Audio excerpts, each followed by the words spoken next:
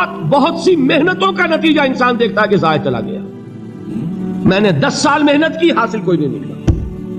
یہ ثمرات کیا ہیں؟ محنتیں، محنتوں کے ثمرات کا ضیاع۔ کوشش آپ نے کی، قسمت کی خوبی دیکھی ہے، ٹوٹی کہاں کمن، 2-4 ہاتھ جب کے لبے بام رہ گئے۔ Be prepared. ایک شاعر کے یہ اشعار ہیں، وہ کمیونسٹ تھا، میں نام بھی نہیں لیتا، لیکن یہ کہ یہ اسی انقلابی، چونکہ ان کا بھی ایک انقلابی نظریہ ہے، انقلابی عمل میں یہ سارے مراحل آتے ہیں۔ کوئی سیٹ بیک آیا، فرض کیجئے کوئی ناکامی ہو گئی، تو اپنے ساتھیوں کو دل بندھانے کے لیے یہ فصل امیدوں کی ہمدم اس بار بھی غارت جائے گی، سب محنت صبحوں شاموں کی اب کے بھی اکارت جائے گی۔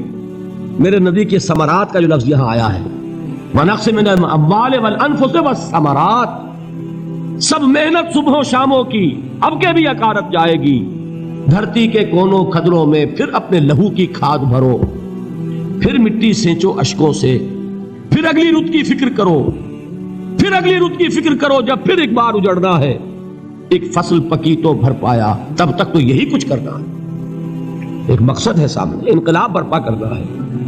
ایک کوشش ناکام ہو جائے کوئی پرواہ نہیں، نیکسٹ، پھر تیار رہو ناکامی کے لیے۔ ایسا نہ ہو جو انگریزی میں کہتے ہیں hope for the best but be prepared for the worst.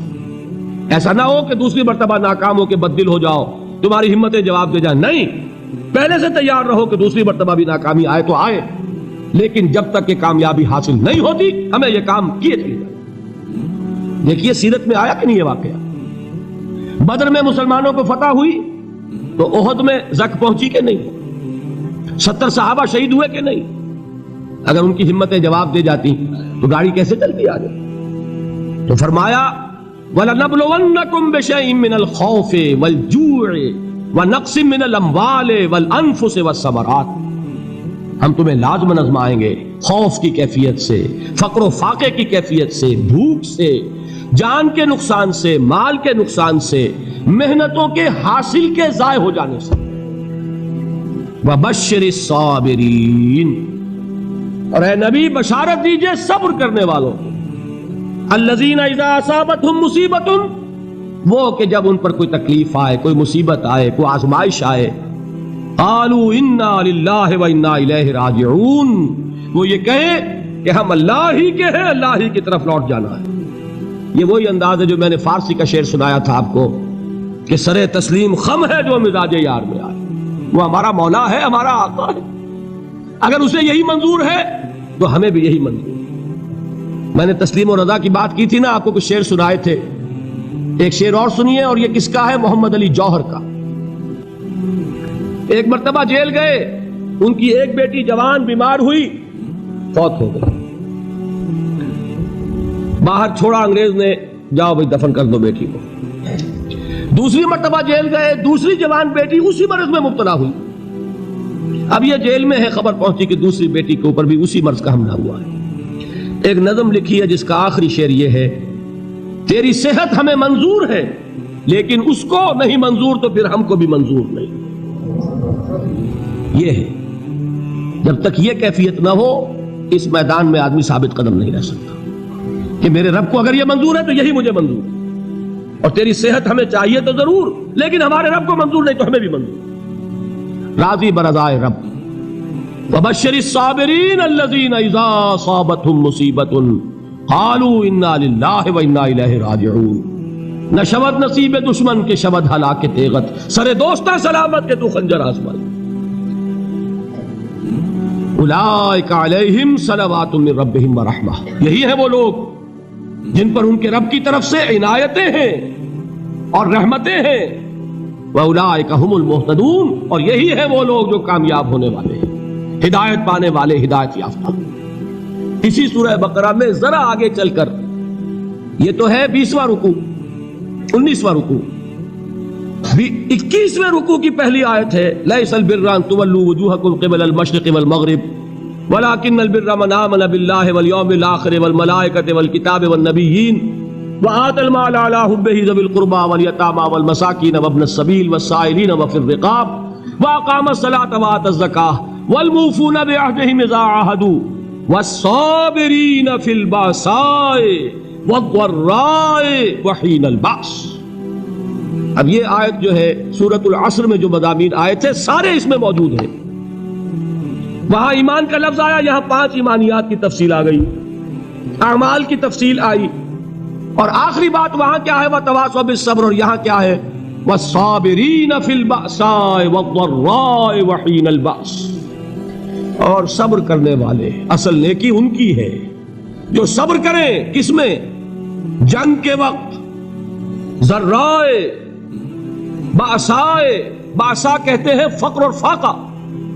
واحد آئے گا باس تو اس کے معنی جنگ، اور بأسا جمع میں آئے گا تو فاقہ، فقر، بھوک. اور ذرائے جسمانی تکلیف، ضرر، جسمانی تکلیفوں میں صبر کرنے والے، فقر اور فاقے میں صبر کرنے والے، اور جنگ کے وقت صبر کرنے والے.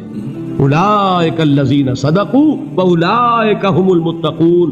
یہ ہیں وہ لوگ جو صبر کرنے والے ہیں، یہ ہیں جو سچے ہیں، جو اپنے دعوے میں نیکی کے اور ایمان کے صادق ہیں، اور یہی وہ لوگ ہیں جو متقی. اگلی سورت ہے سورہ آل عمران، اس میں 2 لفظ آئے ہیں آخری آیت، یا ایھا الذین آمنوا اصبروا وصابروا ورابطوا واتقوا اللہ لعلکم تفلحون. دیکھیے یہاں صبر اور صابر جو تعلق جہد اور جہاد کا ہے وہی ہے صبر اور مصابرت. صبر ایک طرفہ عمل ہے، آپ جھیل رہے ہیں، برداشت کر رہے ہیں. صبر علی المعصیہ، صبر علی الطاعہ، صبر علی الابتلاء، یہ سب کیا ہے؟ صبر. اور مصابرت کیا ہے؟ صبر کا صبر سے مقابلہ. یہ سورہ آل عمران اب وقت نہیں ہے، میں آپ کو سناتا اللہ تعالیٰ نے کیسے کیسے مسلمانوں سے کہا، مسلمانوں تمہیں زک پہنچی ہے تو انہیں بھی تو پہنچی تھی. ان کے 70 نہیں مارے گئے تھے بدر میں؟ ان کے حوصلے جو ہیں وہ تو پست نہیں ہوئے، وہ اگلے سال آ گئے تم پر چڑھائی کر کے. تم کیوں اتنا برا مان رہے ہو؟ تمہارے دل اتنے زخمی کیوں ہو گئے؟ تمہیں تکلیف پہنچتی ہے تو انہیں بھی پہنچتی ہے. اپنی غیرت جو ہے ہمیں ذرا اس کا جائزہ لینا چاہیے. لوگ باطل نظریات کے لیے کتنی قربانیاں دے رہے ہیں، لوگ باطل چیزوں کے فروغ کے لیے کتنی محنتیں کر رہے ہیں. جیسا کہ میں نے ابھی کہا تھا، اسی غیرت کو چیلنج کرنے کے لیے، ذرا آپ کی حمیت دینی کو جوش دلانے کے لیے. قادیانی نوجوان کتنی تعداد میں اپنے آپ کو دین کے لیے وقف کرتا ہے، اور آپ کتنے نوجوان ہیں جو اپنے آپ کو دین کے لیے وقف کرتے ہیں، اور ہوں وہ کھاتے پیتے گھرانوں کے لوگ. یہ نہیں ہے کہ اگر کوئی اور کام نہیں کر سکتا تو پھر یہ ہے کہ وہ دین کے کام میں لگ جائے.